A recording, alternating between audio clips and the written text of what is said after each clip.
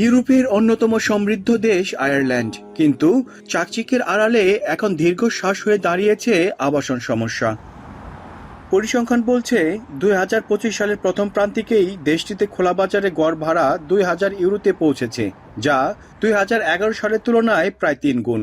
আর এই উচ্চ মূল্যের বাজারে রীতিমতো টিকে থাকায় কঠিন হয়ে পড়েছে কম আয়ের প্রবাসীদের। অন্যদিকে গৃহহীনদের সংখ্যাও রেকর্ড ছাড়িয়েছে।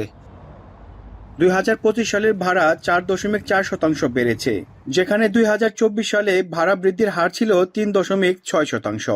2015 সালে গড় ভাড়া যেখানে ছিল 750 ইউরো, 2026 সালে এসে তা দাঁড়িয়েছে 2000 ইউরোতে। গত এক দশকে বাড়ি ভাড়া বৃদ্ধির হার 174%। ডাবলিনে ভাড়া কোভিডের আগের সময়ের তুলনায় 55% বেড়েছে। এদিকে 2025 সালের শেষ প্রান্তিকে বাসা ভাড়া বেড়েছে গলওয়েতে 11.4%, কর্কে 7.5%, ওয়াটারফোর্ডে 6.9% এবং লিমিরিকে 5%। সাম্প্রতিক এক জরিপ বলছে ডাবলিনের 48% অভিবাসী তাদের আয়ের অন্তত 50% খরচ করেন শুধু ভাড়াতেই। অনেকেই বাধ্য হয়ে শহর থেকে অনেক দূরে থাকছেন, যার ফলে যাতায়াতে তাদের দীর্ঘ সময় ও অর্থ ব্যয় হচ্ছে। আবার আবাসন সংকটের কারণে অনেক প্রবাসী আয়ারল্যান্ড ছেড়ে চলে যাচ্ছে। 2026 সালের প্রথম প্রান্তিকে স্বেচ্ছায় আয়ারল্যান্ড ছেড়ে যাওয়ার অভিবাসীর সংখ্যা আগের বছরের তুলনায় 35% বেড়েছে। অনেক বাংলাদেশি এখন কানাডা বা অস্ট্রেলিয়ার দিকে ঝুঁকছেন। গত এক দশকে পর্যাপ্ত বাড়ি নির্মাণ না করায় সরবরাহের তুলনায় চাহিদা অনেক বেশি।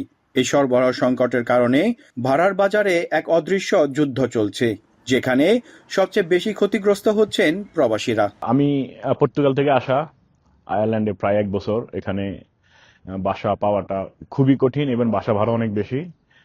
জব কোনোভাবে ম্যানেজ করা যায়, কিন্তু বাসা ম্যানেজ করা অনেক কঠিন।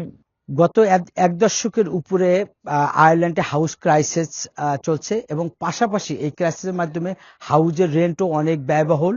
পাশাপাশি আমরা যে বাংলাদেশিরা এখানে বসবাস করি, তাদের ইনকামের সাথে হাউস রেন্টের বড় একটা অংশই এই হাউজের মধ্যে চলে যাচ্ছে।